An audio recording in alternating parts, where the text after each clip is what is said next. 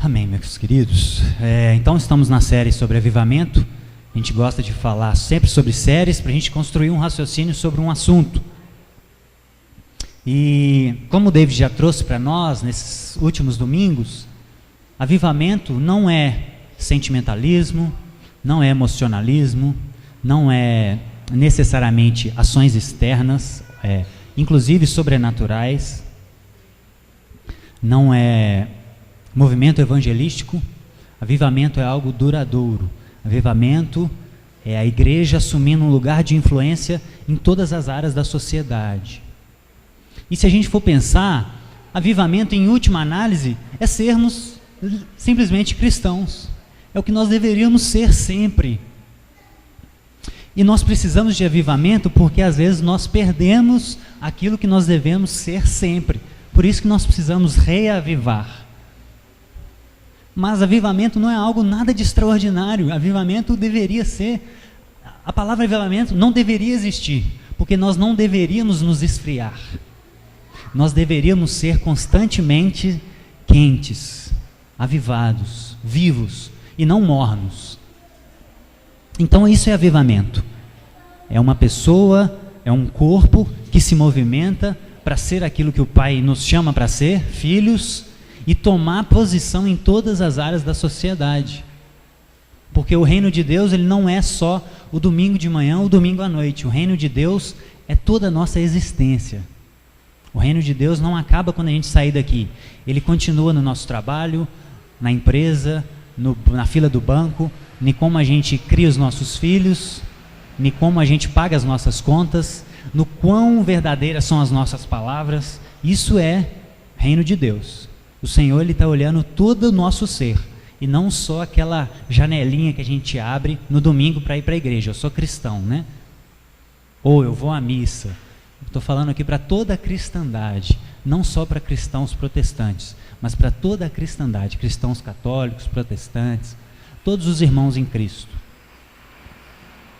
E o avivamento, ele tem que ser agora, porque, irmãos, essa pergunta também não poderia ser feita. Infelizmente, alguns cristãos têm entendido que uma vez que a gente está salvo, tá bom. Agora vamos esperar Jesus voltar para viver o avivamento, para viver o reino vindouro. E aí a vida dessa pessoa, quando a gente vai olhar, está uma vida totalmente incoerente com as Escrituras, totalmente incoerente com aquilo que Deus propõe para nós.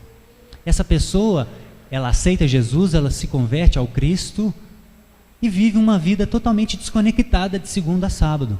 Ela só é cristã no domingo, mas as suas atitudes de segunda a sábado não comunicam fé em Jesus.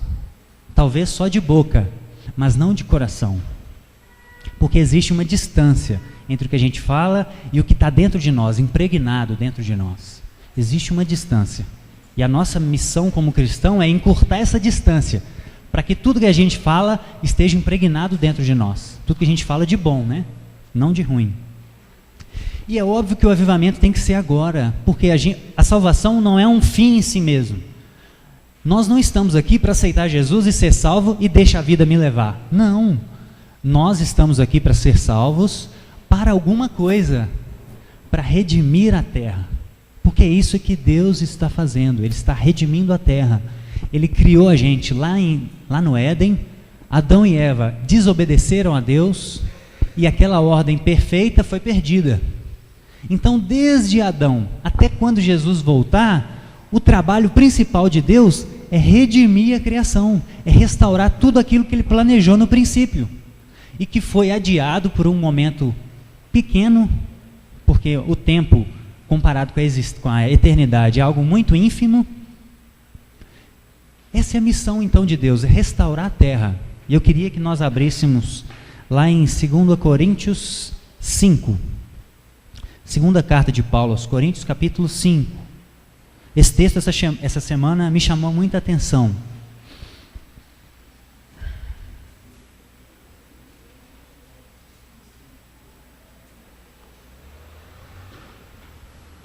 Segunda Coríntios, capítulo 5, verso 18, verso 17, que esse texto, essa parte é importante. E assim, se alguém está em Cristo, se alguém se entregou a Cristo, ela é uma nova criatura. As coisas antigas já se passaram e tudo se fez novo. Aqui é aquela ideia do batismo também, né? O batismo comunica isso. Velha criatura, o velho Bruno foi deixado para trás lá em 2007. De 2007 para cá, eu renasci para Cristo.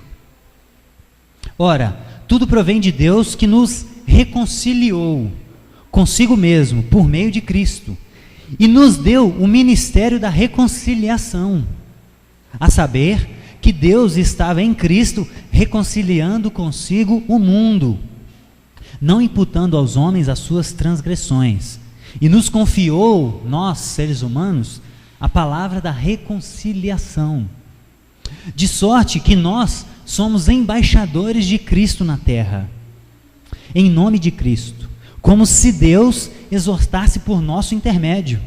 Em nome de Cristo, pois, rogamos que vos reconcilieis com Deus. Irmãos, olha que interessante. Paulo está falando que Deus nos reconciliou consigo e confiou a nós, seres humanos, o ministério da reconciliação. O que é esse ministério da reconciliação?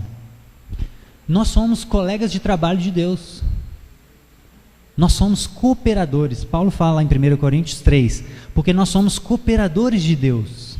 Então a nossa missão principal como cristão, depois de ser salvo, que é o primeiro passo, é nos posicionar, é entender quem nós somos, por que nós somos criados, qual é nosso dom, e ajudar Deus a redimir a terra, a reconciliar toda a criação, toda a ordem que foi perdida lá no Éden. Essa é a nossa principal missão, e isso tem que ser feito agora, hoje, porque não faz sentido a gente esperar Jesus voltar, e Jesus volta, e Jesus separa as ovelhas dos bodes, aqueles que creram e os que não creram, os que não os rejeitaram e aqueles que os rejeitaram. E aí a gente vira para Jesus e fala o seguinte: Jesus, agora eu vou ser o embaixador de Cristo, eu vou ser luz na terra. Aí Jesus vai falar assim: mas agora não adianta mais, já perdeu o time. Você tinha que ter sido luz, você tinha que ter sido embaixador de Cristo, era quando você estava vivo, porque era naquele momento que tinham pessoas que precisavam ouvir o Evangelho, e se arrepender, e ser curado por mim, e ser transformado e virar uma nova criatura. Agora não adianta, só tem crente aqui, só tem quem crê em Jesus aqui. Então o avivamento ele tem que ser agora, porque não faz sentido a gente querer avivamento depois que Jesus voltar. Não vai precisar não, só vai ter pessoas cristãs lá, só vai ter aqueles que creram em Jesus, só vai ter isso. Então é óbvio que o avivamento precisa ser agora. E embaixador, meus irmãos, essa palavra é muito importante, porque o embaixador é aquele que representa um estado em um outro estado.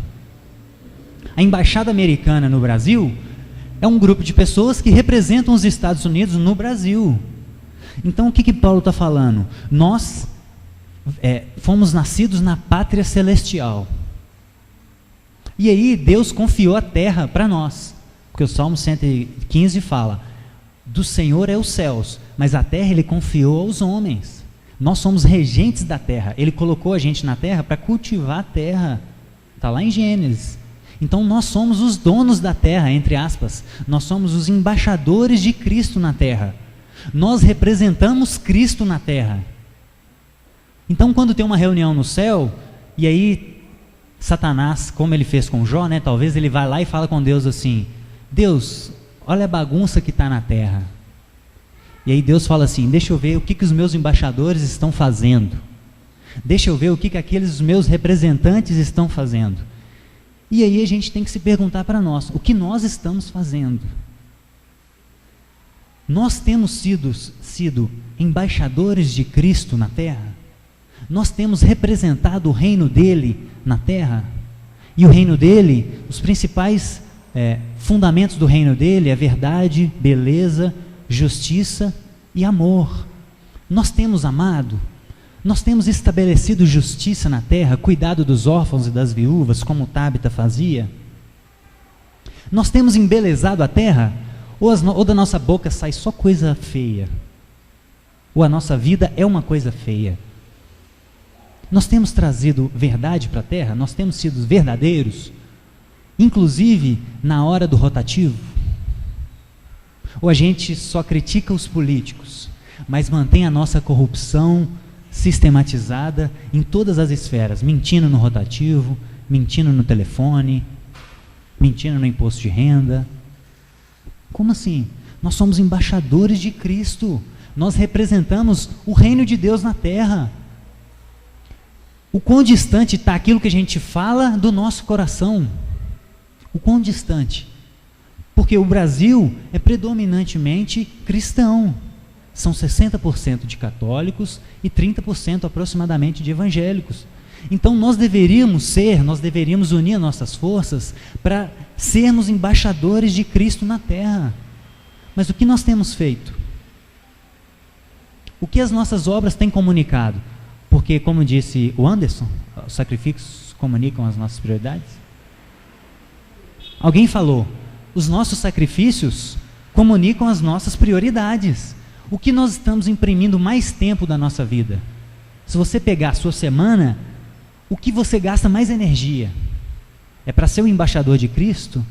Ou é para cuidar da sua vida, daquelas coisas que às vezes são fúteis, que não tem nada a ver com o reino de Deus? Então nós somos embaixadores, nós somos representantes de Deus na terra. E nós precisamos validar se aquilo que a gente fala, eu sou cristão, eu amo a Deus, Deus está acima de tudo, corresponde com aquilo que a gente faz de segunda a sábado. Porque se não corresponde, nós estamos vivendo uma vida de incoerência. Nós temos um cargo, somos embaixadores de Cristo, mas nós não estamos representando o reino dele. Talvez nós estamos representando um outro reino, que é um reino de opressão, de mentira, de orgia, de embriaguez, de obras da carne, como Paulo fala lá em Gálatas 5. E aí, meus irmãos, o que nós temos a ver com avivamento? Nós podemos orar por avivamento? Deus não é soberano e Ele não faz as coisas no tempo que Ele quer, na hora que Ele quer. Ele depende de nós para alguma coisa? Essa é uma pergunta que me intriga muito. Eu estudo muito essa questão, eu gosto dessa parte. Mas, quando a gente olha para as Escrituras, o mesmo Deus que diz que Ele não se arrepende, que Ele diz que não aceita suborno, que não muda, que faz toda a vontade dele na terra, que é soberano sobre tudo. O mesmo Deus que se apresenta soberano e imutável, é o Deus que fala para a gente, peça que vocês vão receber, orem, busquem, batem a porta, insistam que vocês vão receber. Então eu não vejo nenhuma incoerência em nós reconhecermos que Deus é soberano e clamarmos por avivamento na terra, clamarmos por justiça na política, clamarmos por justiça em todas as esferas da sociedade, clamarmos pela restauração da igreja dele. 90% do Brasil fala que é cristão, mas os índices sociais não diminuem, o crime só aumenta. O que nós estamos fazendo? Será que nós estamos esperando um avivamento só para quando Jesus voltar? Só que tem um risco, talvez Jesus volte e a gente não faça parte disso. Então o mesmo Deus que é soberano, fala para a gente, busquem, peçam, batam a porta, insistam. Então não existe uma contradição entre a gente saber que Deus é soberano e clamar por alguma coisa. Isso não só biblicamente, historicamente a gente vê isso nas histórias dos avivamentos. Pessoas começaram a orar, começaram a se devotar a uma causa e Deus desceu naquele lugar, a ponto de 97% avivamento de Gales. Na Guatemala, 97% da cidade se converte, as cadeias fecham, porque todas as pessoas se tornam uma nova criatura, entendem que agora são embaixadoras de Cristo, mudam de vida e as cadeias se fecham e a vida muda. Isso é avivamento. Isso deveria acontecer agora, conosco, no Brasil. Nós somos um país mais cristão do mundo. Mais cristão do mundo. Mas talvez estamos sendo cristãos de boca e não de coração. Talvez falta ainda elementos para a nossa vida. E por que tarda este pleno avivamento? Por que isso acontece?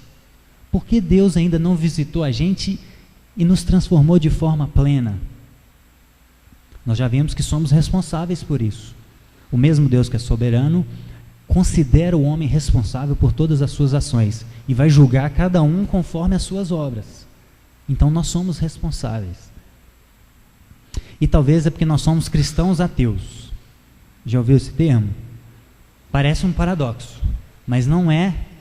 Por quê? Porque não estamos falando do mesmo sentido. Nós somos cristãos de boca, mas somos ateus de coração. A nossa prática de segunda a sábado não comunica que nós somos embaixadores de Cristo na terra.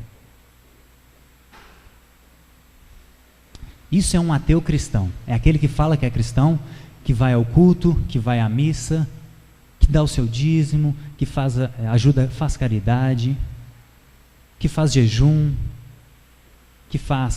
na quaresma. Tem algumas ações externas, mas segunda a sábado demonstra que ele não é um embaixador de Cristo na terra. Ele precisa se transformar, ele precisa se arrepender ainda. Então a gente pode nascer numa família cristã, a gente pode nascer numa família protestante ou católica, independente. A gente pode ir num culto ou numa missa, a gente pode fazer alguns rituais externos, mas viver como se Deus não existisse. Viver naquelas áreas fundamentais da nossa vida como se Deus não existisse. Nós podemos marcar um rotativo mentindo, como se Deus não existisse. Na hora do imposto de renda que está chegando, como se Deus não existisse. Na hora de lidar com o cliente, mentir para o cliente para vender mais, como se Deus não existisse. Isso é um ateísmo prático. Nós somos cristãos de teoria, nós falamos que somos cristãos, sai da nossa boca que a gente ama a Deus, acima de todas as coisas. Mas a nossa vida não comunica isso, a nossa vida está uma incoerência em si. A nossa vida talvez é uma incoerência, e nós precisamos nos arrepender.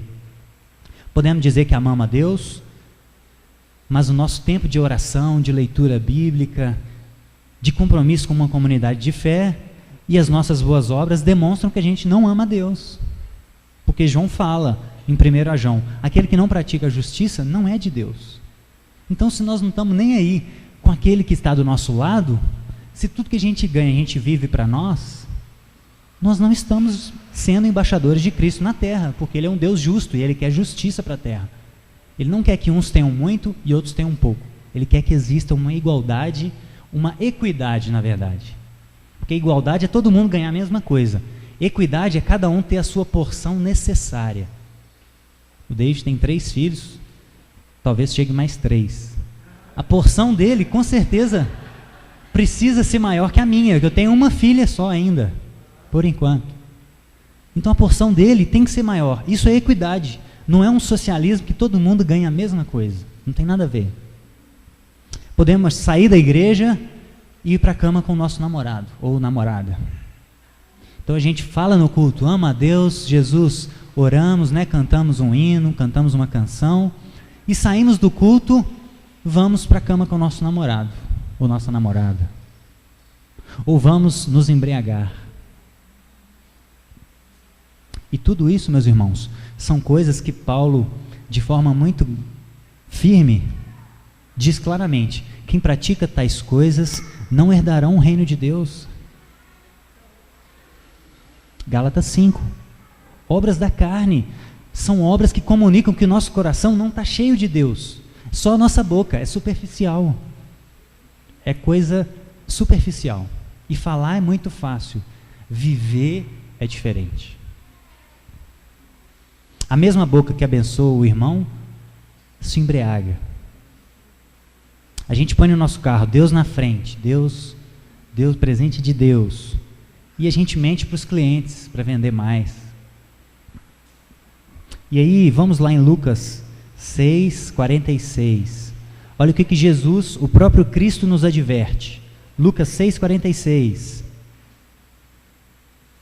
Palavras duras de Jesus para nós. Mas, meus irmãos, a Bíblia fala que nenhuma disciplina parece boa no momento, mas a gente precisa lembrar que Deus corrige aqueles que Ele ama. Então, se nós nos sentimos confrontados com as Escrituras, glória a Deus por isso. É um sinal que Deus está nos exortando porque Ele nos ama. Porque, como David diz, contrário do amor não é o ódio, é a indiferença. Quando a gente fala assim, olha, tanto faz, Aí sim, isso é o contrário ao amor. Mas enquanto a gente está lutando, olha, você está errado. Enquanto Deus está lutando pela sua vida, enquanto Deus está te exortando, está te cutucando, é porque Ele te ama. E Ele te criou para ter um relacionamento com Ele. Lucas 6,46. Igreja brasileira, 90% do Brasil, 180 milhões de pessoas. Por que vocês me chamam Senhor e Senhor e não fazem o que eu mando?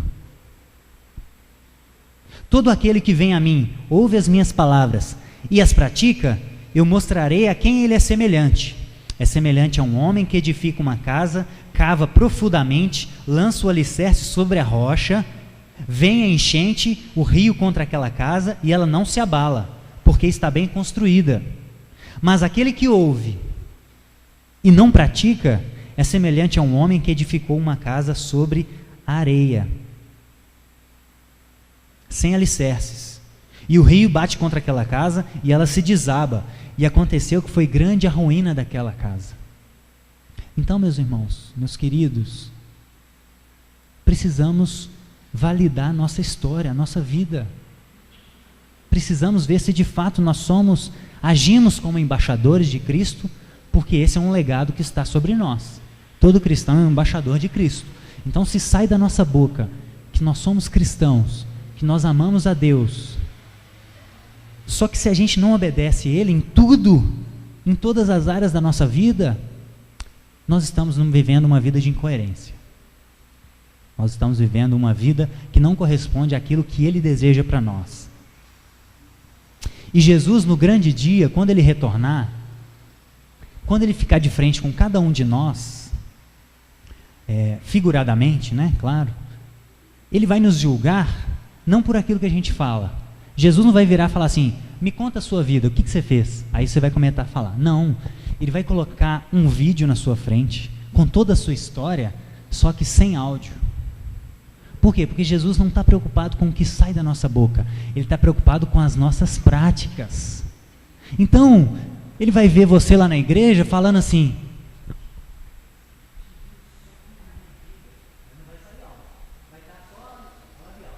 e aí Ele vai ver você saindo da igreja e fazendo coisas que não condiz com o reino dEle. E aí não adianta você falar, ah lá Jesus, eu falei que te amava. E aí Ele vai te falar, mas o seu corpo disse que não. As suas práticas disseram que não. Tudo aquilo que você fazia, ou a maioria, ou algumas coisas daquilo que você faz, comunicam que você não me amava, acima de todas as coisas. E é claro que nós não temos condições de fazer tudo pela nossa força. Nós dependemos da graça dEle. A questão é se nós vamos nos render a essa graça. Porque Ele se revelou a todos. Ele se revela fora na criação e se revela dentro de cada um através da lei moral dEle. A questão é o que nós vamos fazer com essa revelação. E Ele vai cobrar individualmente, é cada um. Ele não vai chamar a igreja Pão da Vida, a igreja católica, a igreja presbiteriana, não. Ele vai chamar você pelo nome. Você vai estar de frente dele, Ele vai te chamar pelo nome. E vai cobrar de você aquilo que você, preste contas da sua vida, mostre as suas obras. Então não adianta nada a gente falar que crê em Jesus e não fazer o que não obedecer a Ele. Leonard Ravenhill disse, conhecer fatos sobre Deus é uma coisa, conhecer a pessoa dele é outra. Então a gente pode nascer numa igreja protestante, nossos pais podem ser até pastores, nós podemos ser filhos de coroinha, nós podemos ser filhos de padre, nós podemos ser filhos de pessoas que estão na liderança de uma igreja. Mas conhecer fatos sobre ele é uma coisa, conhecer a pessoa dele é outra. Talvez nós só conhecemos fatos sobre Deus. Sabemos que Deus é bom, que Ele é três, né, Trindade. Sabemos que Deus vai voltar um dia, Jesus vai voltar. A questão é como a gente vive. A questão é se nós somos avivados agora. Porque agora que faz sentido. Não adianta esperar avivamento para quando Jesus voltar. Nós temos que nos avivar agora, que clamar a Ele por avivamento agora. Abra comigo em Lucas 22, passa um pouquinho. Você pode pensar assim, mas eu estou há tantos anos na igreja, eu já eu já fui consagrado a presbítero, ou eu já sou coroinha, eu ajudo o padre, eu tenho tantas funções na igreja, eu estou tão envolvido com a igreja, eu já tenho 20 anos de cristianismo que eu ajudo a igreja, ou eu já tenho 20 anos que me entreguei a Cristo, porque isso tem que ser pessoal. Não importa se você nasceu numa igreja X ou Y, você precisa ter um encontro pessoal com Ele, e se entregar, e fazer uma oração de entrega com a boca, como Paulo fala em Romanos 9. Lucas 22, 31. Jesus falando para Pedro, o mesmo Pedro que ressuscitou Tábita: Simão, Satanás reclamou para vos peneirar, para te matar, como trigo. Eu, porém, roguei por ti para que a sua fé não se desfaleça. Você, pois, quando te converteres, fortalece os seus irmãos. Irmãos, isso aqui é o final do ministério de Jesus. Jesus já estava para ser crucificado. E o ministério de Jesus durou em torno de 3 anos.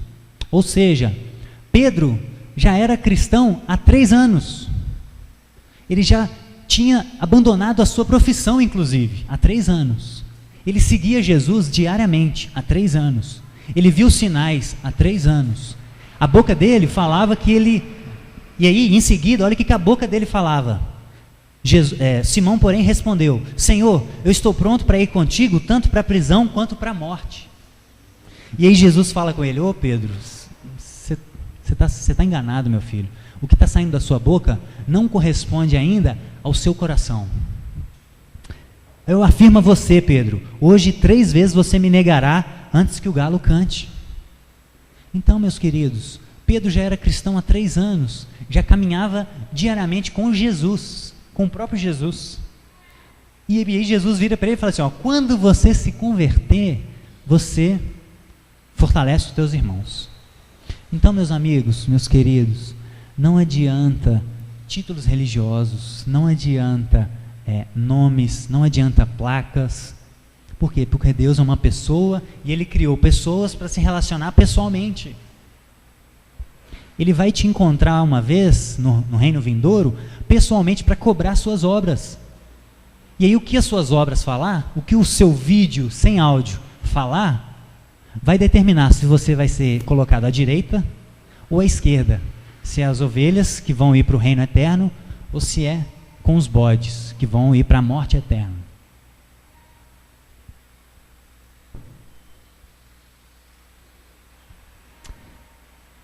Mateus 25, último texto, para a gente fechar.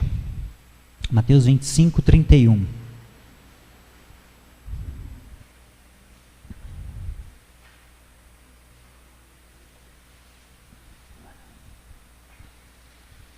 O grande julgamento, a grande vinda de Jesus. O que irá acontecer quando Jesus voltar? Quando vier o Filho do Homem na sua majestade, e todos os anjos com ele, então Jesus se assentará no trono de glória, e todas as nações serão reunidas em sua presença. E ele separará uns dos outros, como o pastor separa os cabritos e as ovelhas, e porá as ovelhas à sua direita, e à esquerda os bodes, os cabritos.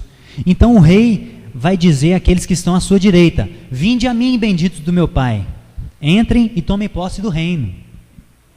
E aí ele começa a falar: quando eu tive fome, vocês me deram de comer. Quando eu tive sede, vocês me deram de beber. E aí essas pessoas perguntam: quando nós fizemos isso? Quando vocês fizeram um desses meus pequeninos. Quando vocês fizeram aos pobres, aos necessitados, às viúvas, acolhendo uma criança em casa. Quando vocês ajudaram aquela pessoa que não tinha o que comer. Quando vocês fazem esses pequeninos, vocês fazem a mim. Porque Provérbios fala, quando a gente dá ao pobre, a gente empresta a Deus, né? E aí, os bodes vão dizer para Jesus, e aí Jesus, versículo 41, 25, 41, então o rei dirá aos que estiverem à sua esquerda: apartai-vos de mim, malditos, para o fogo eterno, preparado para o diabo e seus anjos, porque eu tive fome e vocês não me alimentaram, eu tive sede e vocês não me deram de beber, eu fui forasteiro e vocês não me hospedaram, eu estava nu e vocês não me vestiram, Eu estava enfermo e preso e não me visitaram. E esses vão perguntar a Jesus: Senhor, quando foi que vimos que tinha fome, com sede, e nu, enfermo ou preso, e não te assistimos? Jesus dirá: em verdade vos digo, sempre que vocês deixaram de fazer a um destes pequeninos, a mim deixastes de fazer. E irão estes para o castigo eterno, porém os justos para a vida eterna. Então, meus irmãos, não adianta placas, não adianta títulos, não adianta nada disso. Jesus voltará e prestará contas individualmente conosco. E mesmo aquelas pessoas que apresentaram algumas obras superficiais, porque o próprio Jesus falou, muitos virão a mim e falar: mas eu fiz milagres, eu fiz sinais. E aí Jesus vai falar para ele: aparta de mim que eu não te conheço. Por quê? Porque, como nós já vimos naquele estudo que eu mandei no grupo, sinais sobrenaturais não são um sinal de que aquilo é de Deus. Existe um reino espiritual do mal e ele pode fazer sinais sobrenaturais também. Então, uma pessoa ser curada na sua frente não significa que aquilo é de Deus. Pode ser de Deus ou não. Porque os sinais sobrenaturais não necessariamente vêm de Deus. Existe um reino espiritual. Então, muitas pessoas que estão na igreja, que vão à missa, que são protestantes, que dão seus dízimos, vão chegar para Jesus naquele dia e falar assim: mas Jesus, eu curei uma pessoa aquele dia, eu dei o meu dízimo, eu servi a hóstia, eu trabalhava tanto pela igreja. E aí Jesus vai falar assim: olha, eu não te conheço. Por quê? Porque só falar não adianta. O avivamento tem que ser agora. Nos posicionar agora. Assumirmos a nossa posição de embaixadores agora. Olharmos para a nossa vida, sondarmos os nossos dons. Qual que é a nossa principal missão com a Tábita? Olhar para ela como Maria fazia, captar as informações que Deus vai nos trazendo, que os irmãos vão nos trazendo, guardando aquilo no nosso coração, e ir sondando quais são os dons dela, qual é a vocação dela, para que um dia ela manifeste o reino de Deus na terra, com os dons dela, e não trabalhe para ganhar dinheiro, para ficar rico. Porque existem aqueles que trabalham para ficar rico, existem aqueles que trabalham por comida, e existem aqueles, como Paulo fala em Efésios 4, que trabalha para que tenha com que repartir a quem tem necessidade. Esse é uma pessoa avivada. É aquela pessoa que entende que recebeu dons de Deus, porque todo dom vem dele, e ele usa aquilo para ser o embaixador de Cristo, para estabelecer o reino de Deus na terra, para trazer uma realidade que vai vir de forma plena para agora. E aí as pessoas olham ao nosso redor e falam assim: Deus existe, Jesus de fato existe. Olha só como essas pessoas lidam com o dinheiro delas, olha como essas pessoas criam os filhos dela, olha como essas pessoas entendem o chamado vocacional delas. Elas não trabalham por dinheiro, ou por mercado, ou por aquilo que está na moda. Elas trabalham com aquilo que queima dentro delas, com aquela vocação. Que no meu caso é ensinar, né? Ficar 10 horas montando uma aula para mim é mole demais, é tranquilo. Seja uma aula de educação física, seja uma aula de teologia, seja uma aula de filosofia. Isso é avivamento. É nós entendermos quem nós somos em Cristo e sermos embaixadores dele na terra. Isso é avivamento. E se nós ainda não nos entregamos ao Cristo, não existe mais tempo a perder, porque a volta dele é iminente. E mesmo se a volta dele não for iminente, a nossa morte é iminente. Depois, com o evento do Efraim, meus irmãos, eu tenho pensado muito mais na morte. Efraim é um irmão nosso aqui da comunidade, tem 26 anos, e do dia para a noite, ele começou a passar mal, ficou em coma no hospital, quase morrendo. E aí eu olhei para aquilo ali e falei assim: cara, a minha morte é iminente. O que eu estou fazendo com a minha vida? Será que eu estou sendo um embaixador de Cristo? Porque eu já aceitei Jesus em 2007, eu já me rendi a Ele. A questão é se a minha vida está sendo coerente com o meu cargo. Então, se você não se entregou a Cristo, faça isso o quanto antes. Como Paulo fala: ore com a sua boca, reconheça que Ele é o seu Senhor, porque com a boca se confessa para a salvação. Mas se você já fez isso e está vivendo uma vida de incoerência, é hora também de se arrepender, de retornar e de se avivar, porque Ele vem. E se Ele não vir agora, ou daqui um mês, ou daqui um ano, ou daqui 100 anos, nós vamos ir uma hora. E se nós formos numa posição de ovelha ou de bode, essa que é a questão. Nós vamos morrer numa posição de ovelha ou de bode. Quando Ele encontrar conosco e passar o nosso filme sem áudio, Ele vai encontrar uma ovelha que fazia parte do rebanho dele, que era devota a Ele, de boca e coração, ou vai encontrar uma ovelha, um bode, que só falava, mas que não vivia. Então esse é um tempo, meus irmãos, de avivamento, de reflexão, de nos entregarmos a Ele, ou lembrarmos onde a gente caiu, como Apocalipse fala, nos tornamos mornos, né? Como Jesus alertou as igrejas. Eu conheço as suas obras, você não é frio nem quente, você é morno. Apocalipse 3,15. E aí nós precisamos lembrar onde nós caímos no processo. Poxa, eu já aceitei Cristo em 2007, mas a minha vida é uma paradeira, é uma mornidão. Eu trabalho para ganhar dinheiro, eu não tenho uma esposa que eu escolhi direito, eu não trabalho naquilo que eu gosto, eu só faço para ganhar dinheiro. A vida está toda torta. Toda torta. Eu uso de mentira, eu uso de engano, eu estou envolvido em prostituição, em lascívia, eu estou envolvido em embriaguez. A minha vida está toda torta. Então eu queria te convidar para nós orarmos. Feche os seus olhos ou não, fique à vontade. Mas precisamos refletir sobre isso. O que o Senhor encontrará quando Ele estiver frente a frente conosco? Ele encontrará uma ovelha ou Ele encontrará um bode? O que as nossas obras têm comunicado? O que os nossos sacrifícios têm comunicado a Deus? Seja você com 20 anos de igreja, seja você um pastor, seja você um padre, seja você o que for, porque Deus, Ele não olha títulos, Ele olha corações, Ele sonda corações, motivações. É isso que Jesus olha. Ó Paizinho,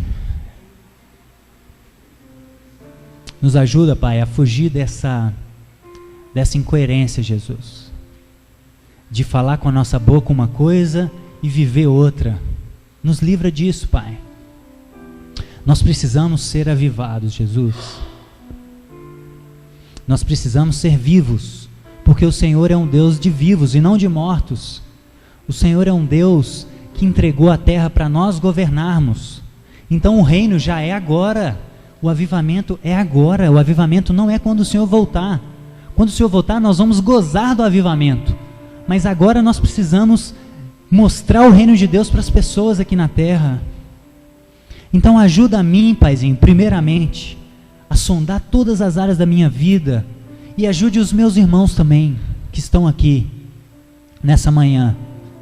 Ajude cada um a sondar a sua vida, as suas prioridades, a tudo aquilo que tem saído da sua boca, e aquilo que tem vivido de segunda a sábado. Se isso corresponde com o cargo de embaixadores de Cristo, de representantes de Cristo na terra. Porque falar, todo mundo fala, mas viver é coisa para pessoas avivadas, pessoas vivas, filhos maduros. Embaixadores são filhos maduros. É a mesma palavra para presbítero, para ancião. É aquele que toma a sua posição e é maduro. Então nos ajuda a amadurecer, Pai, não só a nossa comunidade, não só as pessoas que estão aqui, mas toda a igreja cristã do Brasil e do mundo. 90% dos brasileiros, Pai, que se dizem cristãos, ajude os meus irmãos. Ajude, Pai. Ajude eles a se arrepender genuinamente, Paizinho. Ajude eles, ajude a mim, para que nós possamos resplandecer o reino de Deus na terra, e as pessoas olharem para nós e verem que o Senhor existe, que o amor existe, que a justiça social existe, que a beleza existe, que a verdade existe, e isso tem uma fonte que é Deus. Então nos ajuda, Pai, nos ajuda a nos arrepender. Quebranta o nosso coração, Paizinho. Esmiuça o nosso coração. Esmiuça todas as áreas, os nossos pensamentos, Pai. Esmiuça as nossas motivações em tudo que a gente faz. Porque é um momento de refinamento, é um momento crucial para preparar a vinda do Senhor. É o que nós te pedimos nessa manhã, em nome de Jesus Cristo. Amém e amém. É isso, meus irmãos. Obrigado.